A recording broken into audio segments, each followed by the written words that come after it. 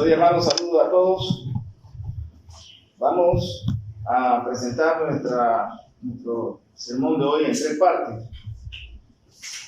La primera parte vamos, como siempre, a irnos al inicio, al origen, de por qué hemos llegado donde estamos, la humanidad. Y cuando hablamos del inicio, necesariamente tenemos que ir al libro de Génesis. Luego vamos a estar hablando de nuestro Señor Jesucristo en la oración de Juan 17, cuando el Señor ora por su iglesia, por nosotros, por la iglesia del Señor a través de los tiempos. Y cuando decimos a través de los tiempos, nos referimos a la iglesia de hoy también. Finalmente, unas breves consideraciones acerca de lo que hemos vivido en los últimos prácticamente 7 meses. El último servicio congregacional que tuvimos en esta iglesia hace ya 204 días, calendario. Y hoy entonces reiniciamos el ministerio de la iglesia, los cultos congregacionales, y no en las condiciones en que estábamos acostumbrados.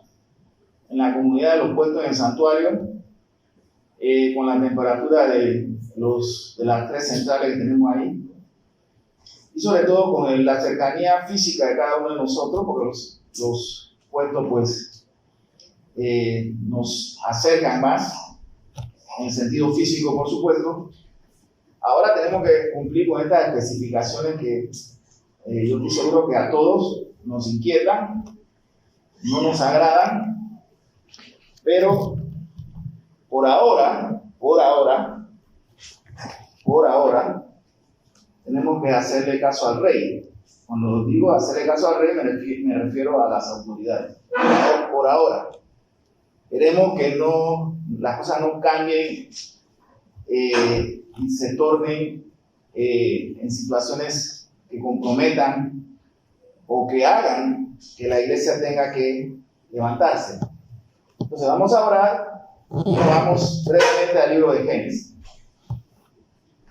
Padre, en el nombre de Cristo Jesús, Señor, te damos gracias por el regalo de la vida, la salud, las fuerzas que cada día tú nos das.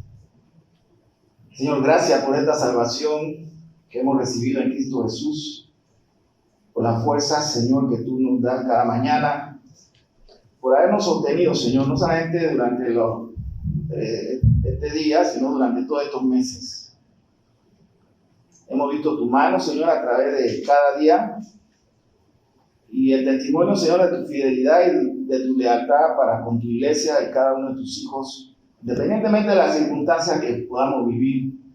Tenemos que decir, Señor, gracias y la gloria sea tu nombre. Ayúdanos a edificarnos en esta mañana. ¿Quién mejor que tú, Señor? Conoces todo lo que ha sucedido y lo que está pasando.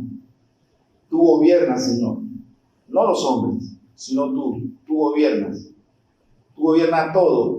Absolutamente todo, Señor, y todo en la creación visible y la creación que no vemos está bajo tu gobierno, Señor. Se hace solamente tu voluntad en el cielo y en la tierra. Ayúdanos como creyentes a entender eso, que nuestra visión sobre tu majestad nos haga comprender la inmensidad de esta declaración de tu gobierno.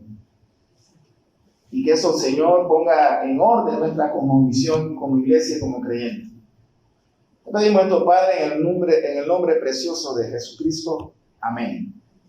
Entonces, ahí en su Biblia, en Génesis 3, conocemos la historia, ¿no? Lo que sucedió. Es importante siempre regresar a Génesis, porque ahí nos podemos nuevamente poner en contexto. Todo fue creado de manera perfecta, hermano, y esto es sumamente importante. Todo fue creado por Dios y fue creado de manera perfecta. Entonces uno puede hacerse una pregunta, y es importante, las preguntas son importantes. ¿Qué significa que Dios creó todo? La Biblia es muy clara y muy precisa en la respuesta. Dios creó absolutamente todo.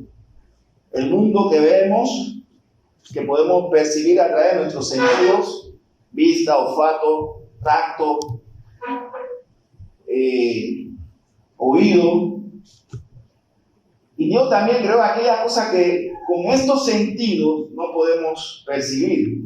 El mundo visible, el mundo de los virus, de las bacterias, el espacio y todo lo que hay en el espacio, o todo lo que no hay en el espacio también. Dios absolutamente creó todas las cosas. Y una de las bellezas literarias de la Biblia es esta declaración absoluta de Génesis. En el principio creó Dios todas las cosas. Esta es la mayor y más grande herramienta en la apologética cristiana, en la defensa de la fe. Es lo que Van Til y otros grandes hombres, y ustedes lo han estudiado en el pasado en esta iglesia, se le ha llamado el presuposicionismo. Significa entonces que la Biblia no empieza con el supuesto o el interrogante de la existencia de Dios, sino con la afirmación de que hay un Dios. Pero en el capítulo 3 de Génesis también se nos da información importante de por qué ustedes, yo, todos nosotros, el mundo vive todas estas calamidades que tenemos que enfrentar. Bueno, sabemos que Dios hizo al hombre y a la mujer y le dio señorío, le dio autoridad y le dio un mandato de gobernar y administrar la creación. Sabemos también que el hombre tenía toda la capacidad para esa misión, para esa tarea. Capacidad intelectual. Y cuando hablamos de capacidad intelectual, toda esa amplitud de lo que encierra ese término. Tenía capacidad física también. Fue creado de manera tal de que pudiera entonces ejercer ese dominio y esa administración. Hermano, y esto es importante. Así fue creado Adán y luego su compañera Eva. Pero así ha nacido usted y yo, con estas habilidades intelectuales y físicas para conquistar, para adquirir, para trabajar, para administrar. No podemos decir, bueno, estas habilidades y estos dones fueron exclusivos de Adán y Eva. Nosotros lo hemos heredado. Estas mismas habilidades. Por supuesto, creemos que en el caso de la primera pareja, ellos eran excepcionalmente capaces. Y a ser excepcionalmente capaces, eran excepcionalmente responsables de lo que hicieran o no hicieran. En el capítulo 3 de Génesis nos habla entonces de lo trágico, la desobediencia. Heredamos la capacidad intelectual de Adán y Eva, heredamos su intelecto, adquirimos su responsabilidad, pero en el capítulo 3 también hemos recibido algo de ellos, y es nuestras rebeliones. Eso también lo hemos adquirido. Somos rebeldes al mandato de Dios. Aún habiendo experimentado lo que conocemos como el nuevo nacimiento, seguimos siendo rebeldes. Todavía todo ser humano tiene conflicto con la palabra no. Todavía seguimos luchando con la palabra no. Que no podemos. Que no debemos. Seguimos luchando con eso.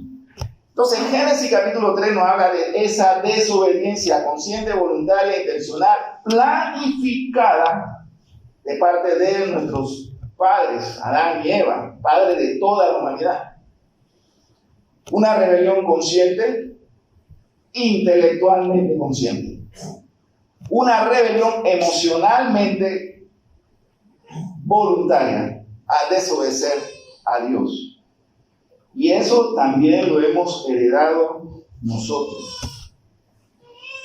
A partir de la caída y sus consecuencias, la humanidad ha venido en un proceso de autodestrucción a causa de nuestra rebelión. Y a través de los tiempos, de los siglos, Dios ha tenido que intervenir en la vida de los hombres, de las naciones, poniendo orden en la cultura, en el pensamiento del hombre, para que no nos destruyamos. Nosotros hemos llegado a la fecha de hoy porque Dios ha impedido que nosotros nos destruyamos, nos autodestruyamos nosotros mismos. Desde los primeros días de la historia, esto ha venido sucediendo. Cada mañana que sale el sol, sale la gracia y la misericordia de Dios a todos los hombres. Pero a la par de la misericordia y de la gracia de Dios, también nace la intención del hombre de destrucción. Así que hoy, cuando usted se despertó, salieron estas dos cosas: sol, misericordia y gracia de Dios. Y también nos levantamos con la intención de destruirnos y destruir a otros. Eso es inevitable. Algunos pueden decir, eso es pesimista. Sí es pesimista, pero es inevitable y es real. Así que empieza así la destrucción y la lucha del hombre, a lo que muchos científicos y sobre todo aquellos que se llaman evolucionistas llaman la lucha de las especies, la carrera de la evolución, pero que la Biblia llama claramente la carrera del hombre por su autodestrucción a causa del pecado. Hay dos cosas que surgen en Génesis capítulo 3, que aunque no la vemos de manera explícita en el texto, están ahí presentes: competencia y dominio. Y eso está en todas las culturas. No importa si las sociedades sean anglosajonas o que sean desarrolladas o pueblos del tercer mundo, o que el color de su piel sea más claro o más oscuro, y los colores de sus ojos puedan variar en azul o chocolate o negro, su estatura alto o bajo. No importa a qué contexto cultural nosotros nos podamos referir, todas tienen esa misma marca de la rebelión: competencia y dominio. Competimos. Hasta en el matrimonio se da la competencia. De hecho, una de las mayores causas de divorcio es la competencia entre el matrimonio. La rivalidad entre aquellos que juran un pacto solemne en el matrimonio y declaran que estarán unidos hasta la muerte. Pero cuando se cuela o se filtra la competitividad, causa de la caída del hombre, inevitablemente también vienen las divisiones, lo que los apóstoles llamaban la guerra, que combaten, que se dan dentro de nuestro corazón a causa de nuestra propia concupiscencia. Así que esta es una marca del pecado y una continuidad de esta rebelión. Y será así hasta el fin. ¿Por qué es que nosotros nos sorprendemos cuando se exponen estas verdades? Porque todavía, a pesar de que somos creyentes y decimos, conocemos las Escrituras, estamos luchando por pensar que todavía hay algo bueno en la humanidad, en nosotros. Declaramos ser personas que tienen este conocimiento doctrinal, pero en silencio y en privado, cuando estamos nosotros a solas con nuestra propia conciencia, todavía nos engañamos y decimos, hay algo bueno en nosotros. Pero no, la Biblia es clara, y en el libro de Habacuc, capítulo 2, verso 4, dice, el justo por la fe vivirá. Pero la Escritura también dice, sobre todo en el Evangelio, no hay justo ni aun uno. Contradicción, simple hermenéutica. Tenemos que ir a los contextos. Ahora bien, En el verso 7 de Génesis capítulo 3, dice la Biblia, entonces fueron abiertos sus ojos de ambos y conocieron que estaban desnudos. Entonces, dice la Biblia, cosieron hojas de higuera y se hicieron delantales. Se abrieron sus ojos, conocieron el bien y el mal, para descubrir que íbamos a conocer el bien, pero siempre terminaríamos haciendo el mal. Desde las cosas grandes hasta simples actitudes de temperamento y carácter. Sé que no debo hablar mal de la persona, sé que no debo hablar mal de mi hermano o de mi hermana, pero donde me descuido termino hablando mal de mi hermano y de mi hermana. Porque nuestros ojos al mal han sido abiertos. Sé que no debo permitir que mi imaginación construya o desconstruya, pero siempre termino permitiendo que mi imaginación me haga separarme o distanciarme de mi semejante. Consecuencia, resultado de nuestra caída. Ahora, eso es lo que la Biblia nos enseña. Estamos capacitados para hacer el bien, pero inevitablemente terminamos haciendo el mal. También Génesis nos habla del primer homicidio. Caín se levanta contra su hermano Abel. Competencia. El relato bíblico dice que ambos presentaron ofrenda. Abel presentó su ofrenda. Luego Caín presentó su ofrenda. Dios vio aceptable la ofrenda de Abel. Ahora, muchos se debaten en la ofrenda de Abel, que era el cordero, y otros dicen, bueno, eso fue lo que agradó a Dios. En parte es cierto, pero no es totalmente lo que la Biblia nos está diciendo. Porque Dios ve más allá, Dios ve la intención del corazón. Y la mayoría de los comentaristas y teólogos creen que cuando la Biblia habla de agradar y desagradar, en el caso de la ofrenda de Abel y Caín, se está refiriendo a la intención en el corazón de Abel, en contraposición con la intención de lo que había en el corazón de Caín. Lo cierto es que la Biblia dice claramente que Dios se agradó de la ofrenda de Abel y no la de Caín. Competencia.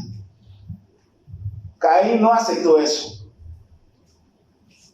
Se llenó de envidia y la envidia lo llevó a cometer el primer homicidio de la raza humana. Bien, el primer homicidio de la raza humana sin contextos propiamente culturales o sociales. Todavía no había divisiones por causa de razas ni de sexo. Todavía no había la lucha de géneros. Ni todavía existía la lucha de contextos culturales. Este primer homicidio se da en la primera familia de la humanidad. Porque ya el pecado empezó a dar sus frutos. La Biblia nos dice entonces este triste relato. Vamos un momentito al Salmo 73, verso 21. Se llenó de amargura mi alma y en mi corazón sentí punzada. ¿Cuánto lo hemos experimentado? Podemos entender entonces lo que estaba pasando quizás con Caín, ¿no? Se llenó de amargura, fue rechazado, se sintió rechazado. Se llenó de odio y el Señor le tiene que hablar y el Señor le va a hacer alguna pregunta a Caín luego del homicidio. ¿Por qué estás enojado? ¿O por qué estás airado? Yo a veces me hago esa pregunta, bueno, para serles sincero, hermano, porque estamos detrás del púlpito, ¿no? Me la hago muy regularmente. ¿Por qué estoy enojado? ¿Por qué me causa ira tal cosa? Así que el Señor le pregunta a Caín, que está allá cavilando, dice, la ira es una pasión, si vamos a definir lo que es la ira, es una pasión que mueve a la indignación y al enojo. Y la ciencia médica nos ha demostrado todo el daño físico que causa la ira a nuestra salud. Si pudiéramos ver en un microscopio los líquidos que se derraman en nuestras glándulas cuando estamos airados y enojados, este mar de emociones que invaden nuestra mente y nuestro corazón, al final termina pues haciéndonos daño a nuestra salud, daño a nuestras relaciones. La ira y el enojo entonces nos va a conducir irremediablemente, inevitablemente siempre a hacer lo malo, a equivocarnos, a dañar a otro. La ira reclama venganza. El enojo de Caín, para él reclamaba y demandaba venganza. Y se convirtió en un fuerte deseo de ver y hacerle daño a su hermano, hasta que finalmente lo hizo, lo mató. Y así sucede con nosotros también. Cuando estamos airados o enojados contra una persona, hasta con miembros de la propia familia, o de la comunidad de cristianos, o en el trabajo, o en medio de la sociedad. Sentimos tanta ira por la persona que consideramos que nos ha hecho algo malo o que ha atentado contra nosotros, que no descansamos hasta verlo finalmente caído, para luego entonces gozarnos. Porque la ira reclama venganza. Y esta venganza se convierte en un fuerte, pero fuerte deseo de hacer daño. Y cuando no podemos hacer daño físico, hacemos un daño con nuestras palabras, dañamos la reputación de la otra persona, con quien nos sentimos airados. El problema es que Jesús, en el Sermón del Monte, nos dice que aún estos pensamientos, aunque no los llevamos a ejecutar delante del juez, de los jueces, delante de Dios, se consideran homicidio igualmente. Entonces, desde aquel lejano día, cuando ocurrió la caída de la humanidad, se inició esta competencia y esta conquista hasta el día de hoy. Competencia que se dan entre hermanos, competencia que se dan entre familias, hasta aún en la comunidad cristiana. ¿Qué iglesia es mejor que la otra? ¿Qué iglesia es más grande que la otra? ¿Qué iglesia tiene más miembros que la otra? ¿Qué iglesia tiene mejor coro que las demás? ¿Qué iglesia tiene esto? Y está esa competencia, que es una competencia que no honra a Dios, ninguna honra a Dios, pero que esta en particular se da entre el pueblo santo de Dios.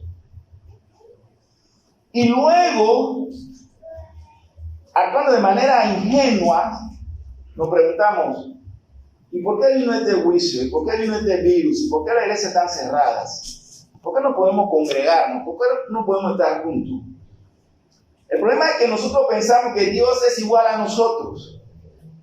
Y estamos totalmente equivocados si pensamos de esa manera.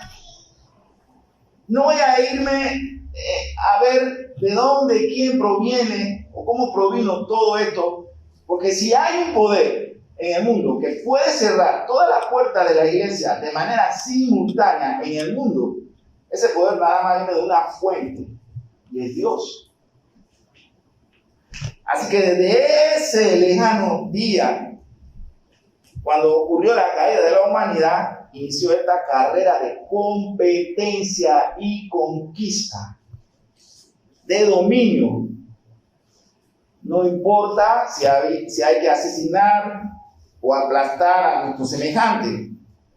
Es una carrera mortal. Es una carrera de dominación y de opresión. En el libro del profeta Habacuc que mencioné hace un momento, dice aquí que aquel cuya alma es recta se enorgullece. Perdón, que no es recta, se enorgullece. Y termina el profeta, dice, más el justo por la fe vivirá. Tenemos que cuidar nuestro corazón, nuestras emociones. Tenemos que luchar, así como nos hemos protegido y hemos tomado una serie de medidas para protegernos de un posible contagio del COVID-19, debemos hacer los mismos esfuerzos para proteger nuestro corazón del enojo, de la competencia, de la ira y de la conquista. Mire cuánto cuidado tenemos para protegernos de un contagio, de cualquier virus. Pero cómo descuidamos nuestro corazón y nuestras emociones y nuestra mente. No la blindamos, no la protegemos como lo hacemos con el resto del cuerpo.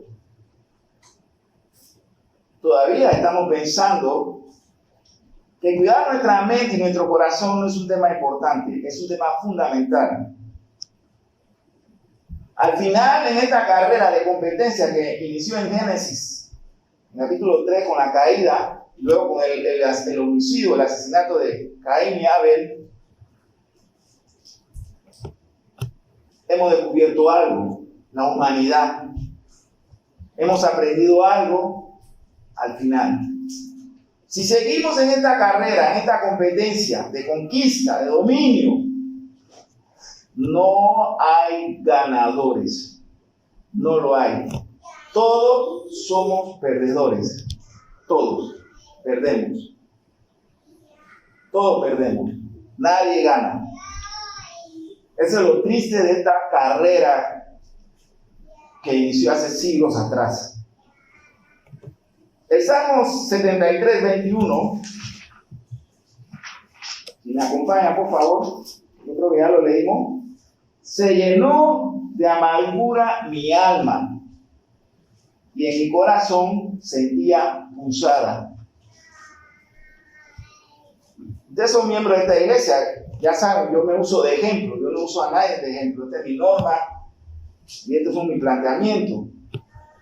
Yo reconozco que yo permití por muchos años, siendo aún pastor, que mi corazón sintiera esas punzadas de ira y enojo. Pensaba que era justificado delante de Dios. Pero el Señor me enseñó que no funciona de esa manera. Ahora, en su boletín usted tiene el Evangelio de Juan, capítulo 17. Y creo que es una lectura obligada, un estudio obligado, este texto de Juan capítulo 17. Nosotros hablamos de, por ejemplo, el protoevangelio, Génesis capítulo 3. Algunos dicen el evangelio condensado, y se refieren al libro del profeta Isaías. Y algunos le llaman al capítulo 17 del evangelio de Juan la Biblia en miniatura. Otros le llaman también al libro de Romanos la Biblia en contexto total. Ahora, Juan 17, y vamos a resaltar solamente algunos puntos, pero les recomiendo que lo lean y lo estudien en sus casas. Nos habla ahora ya en el ministerio de nuestro Señor Jesucristo y la oración de Cristo por ustedes y por mí, por esta iglesia. Hermano, esto no es una alegoría que estoy utilizando, no es una figura literaria cuando le digo que Jesús oró por ustedes y por nosotros. No estoy usando ni una figura literaria ni una alegoría, estoy diciendo algo que es puntual. En esta oración Jesús está orando por nosotros. Pastor, aclare, ¿quiénes somos nosotros? Bueno, hermano, nosotros, los que están inscritos en esa lista que hizo el hermano Segundo y la hermana Catherine, y los que están inscritos en el libro de la vida del Señor, que tiene nuestro Dios. Vamos a ver versos 1 a 5.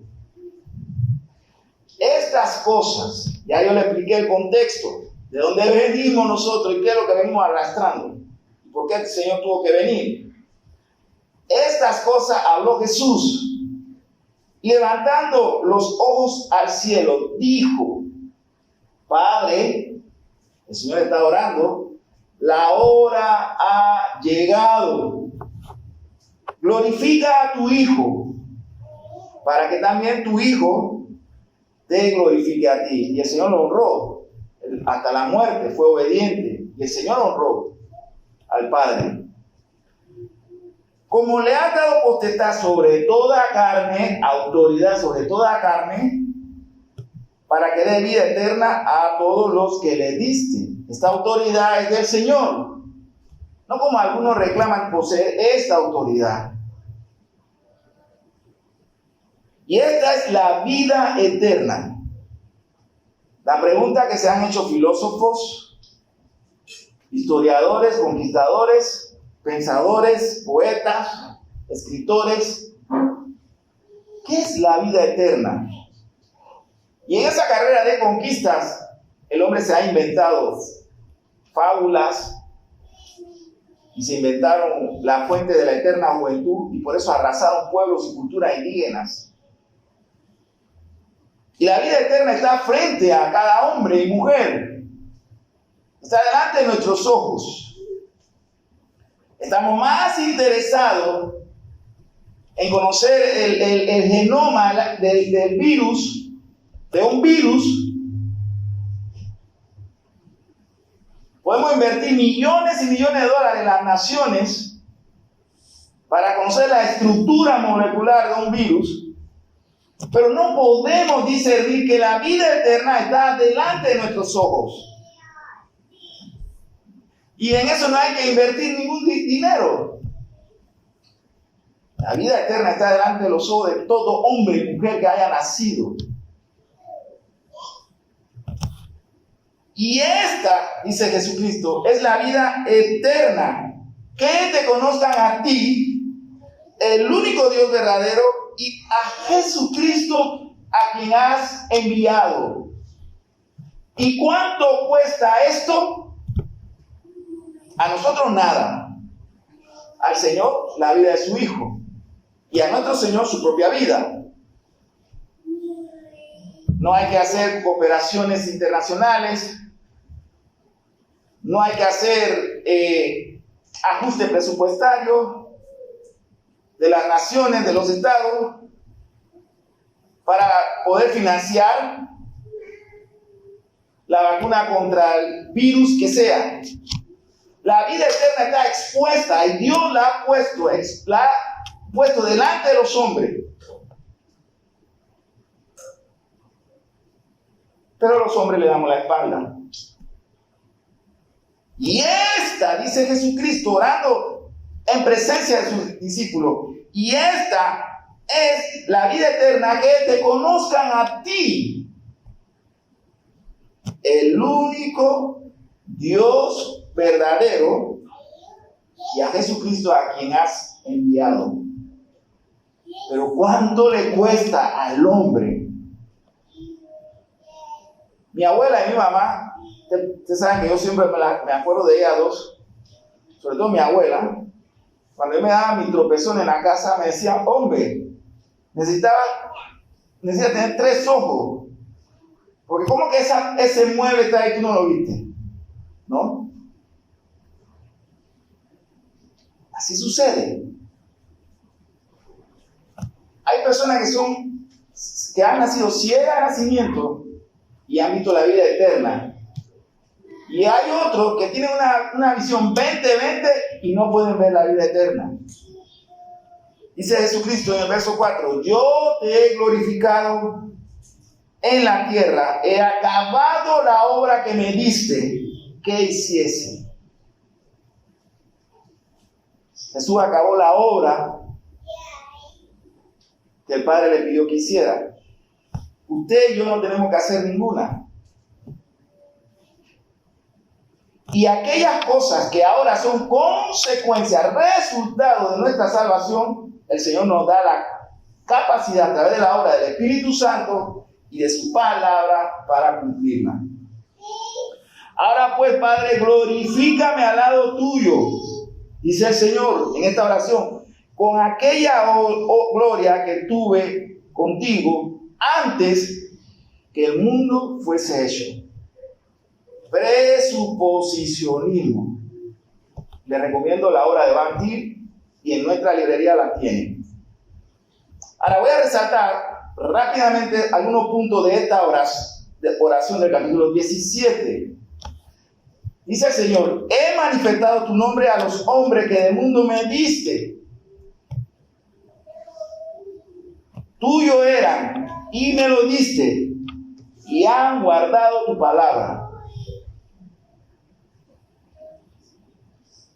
El Señor desde el principio se guardó a algunos. ¿Con qué derecho el Señor lo hizo? ¿Con qué derecho?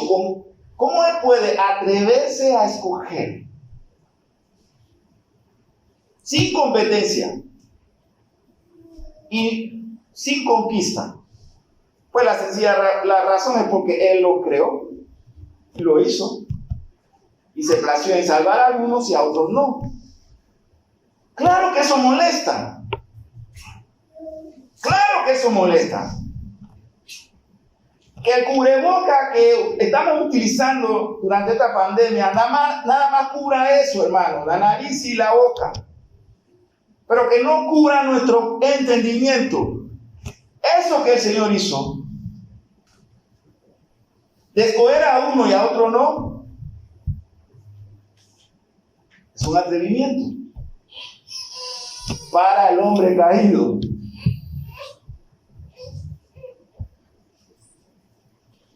Porque para Dios ninguno merecía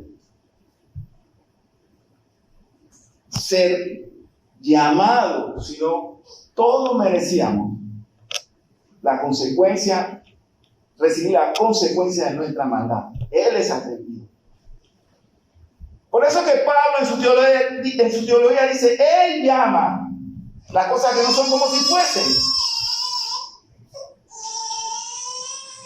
Así que cualquier idea de un Dios que se debilita, que no tiene carácter ni temperamento, debe ser cambiada y puesta en el orden correcto de un Dios soberano, poderoso, inmutable, que le escoge y llama a quien Él quiere. No tiene que pedirle permiso ni al sol, ni a la luna, y menos al hombre. El verso 8 dice: porque la palabra que me diste le he dado, y ellos, ustedes, los que están aquí en esta mañana y los que vendrán en la tarde, la recibieron. ¿Sabe cuántas personas yo le he compartido el evangelio y en su gran mayoría han dicho no? Sencillamente me han tirado la puerta y han dicho no. Porque ustedes la recibieron y han conocido verdaderamente, dice el Señor, que salí de ti y han creído que tú me enviaste. Ustedes han creído en el Señor y han creído que Dios envió al Señor. Está hablando de ustedes.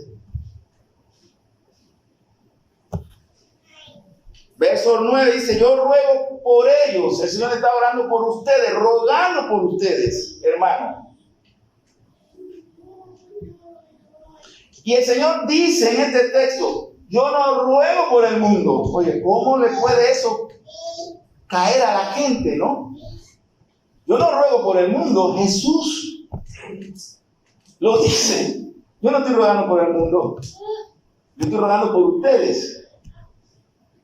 Pero se lo decía a sus discípulos. Pero miren lo que Él va a decir más adelante. El verso 14, el 12. Cuando estaba con ellos en el mundo, yo los guardaba en tu nombre. Le está diciendo al Padre que Él guardaba a sus discípulos en el nombre de Él. A los que me diste, yo los guardé. Y ninguno de ellos se perdió, sino el hijo de perdición, para que las escrituras se cumpliesen. Verso 14. Yo le he dado tu palabra y el mundo los aborreció. Así que, hermano, no es necesario pintar la iglesia de rosado, la propiedad. No es necesario ponerle pintura dorada a las columnas de la iglesia. Porque el mundo, independientemente del color que pintemos la propiedad, nos va a aborrecer siempre. Siempre. Eso es inevitable.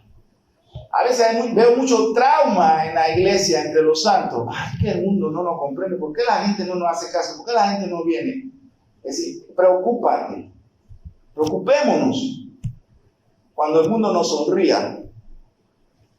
Nosotros le escribimos una carta a las autoridades por allá por el mes de junio y julio, no solamente los pastores de Balboa, los otros pastores, pidiendo que por favor nos dieran la apertura con todas las medidas de protocolo y salubridad que querían. Ya estaban habiendo mucho comercio. Hay una ley que se llama el silencio administrativo. Eso está en la jurisdicción de los países que sostienen el régimen democrático o constitucionalista. La ley del silencio administrativo dice que si usted, un ciudadano, le escribe a una autoridad de gobierno sobre cualquier asunto solicitándola, esa persona, ese funcionario tiene 30 días calendario para responderle a usted sí o no. Pero tiene que responderle vía escrita, como usted le hizo la petición por escrito. Porque la ley dice que si el funcionario no te responde por escrito, diciéndote sí o no, vamos a pensar que te diga que no, porque aquí siempre dicen no, se da por entendido que lo que tú le pediste es sí. Y eso se llama la ley del silencio administrativo. Y nosotros le hicimos una nota a la autoridad de Presidencia y Ministerio de Salud. Y hasta el día de hoy estamos esperando la respuesta. Ni siquiera nos han dicho no molesten. ¿Por qué? Porque el mundo va a aborrecer siempre a la iglesia. Ni siquiera las autoridades, no estoy hablando específicamente de partidos, sino las autoridades de gobierno, consideran a la iglesia un bien necesario dentro de la sociedad, porque nos aborrecen. Y eso no va a cambiar, jamás.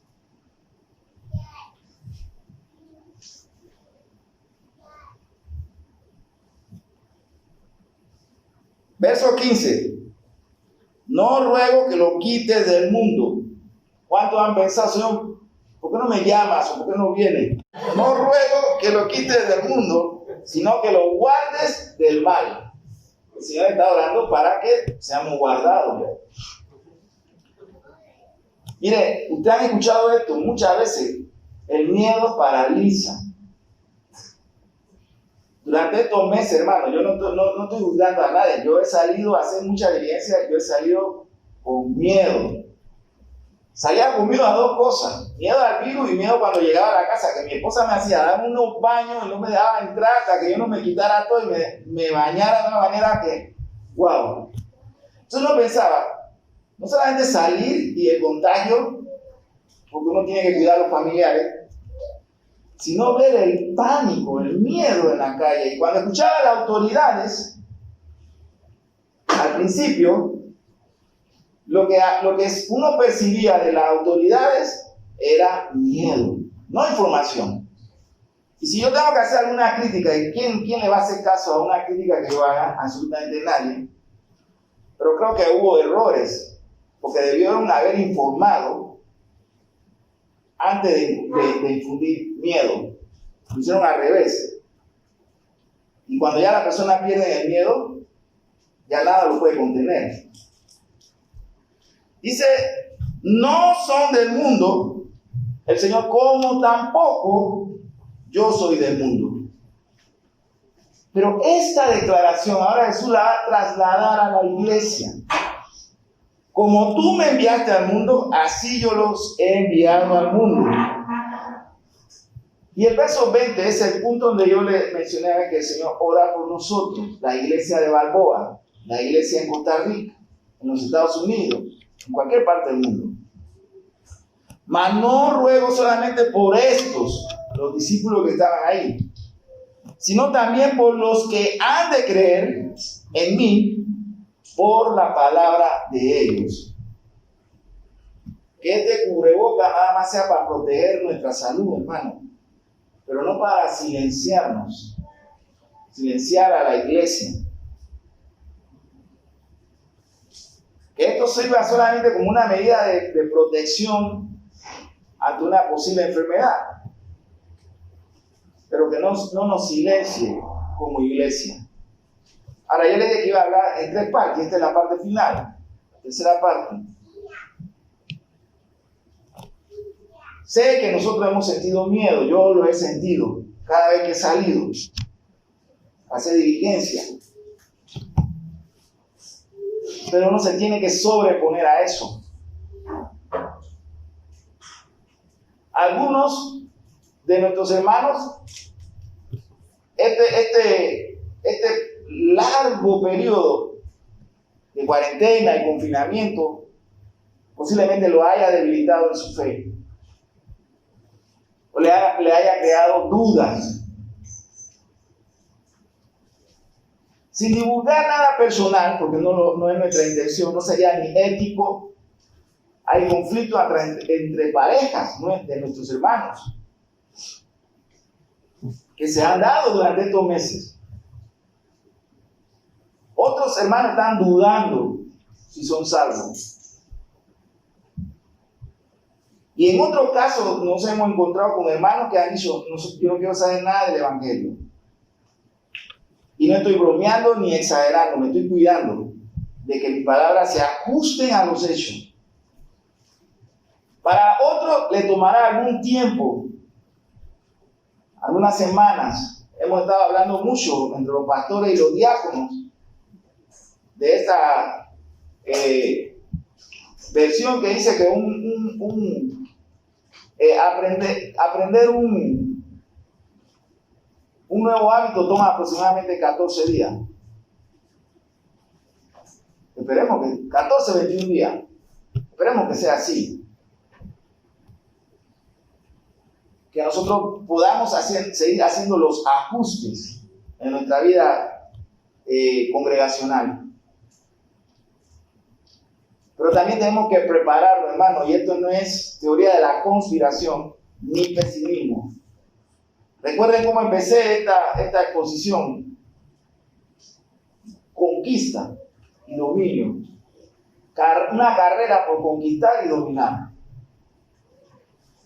Y para los días que están por delante, para la iglesia del Señor, se esperan días difíciles. Difíciles. Difíciles días donde se van a levantar para querer afectar, y no solamente afectar nuestra fe, sino que gobernar desde afuera a la iglesia, estableciendo leyes y decretos gubernamentales. Así que, hermano, fortalezca su músculo de la fe. Porque si estos 7 meses, 204 días, usted se siente quizá pesado, desanimado, bueno, lo que está por delante no va a ser diferente. Todavía nos esperan otras luchas que se van a poner intensas. Si usted me pregunta qué ha pasado o por qué el Señor en su gobierno soberano permitió ese cierre de los templos, yo tengo algunas respuestas que son simples y sencillas que ustedes no tienen que compartir conmigo. Creo que era para que nos examinésemos y nos probáramos a nosotros mismos si somos de la fe. Jesús yo anoté 5 cosas en Juan capítulo 17. Y en contexto del ministerio de Jesús, Él anunció la buena nueva de la salvación. Lucas capítulo 4, verso 42. No lo voy a leer. Lo segundo, reconciliarnos. Romanos capítulo 5, verso 11. Reconciliarnos con el Padre. Verso 3. Su muerte expiatoria nos acercó de una manera conciliar con el Padre. Ya no somos enemigos de Dios. 4. Fundó su iglesia. Y nos prometió que Él estará siempre con su iglesia. Y 5. Nos recuerda que delante de nosotros está la vida eterna.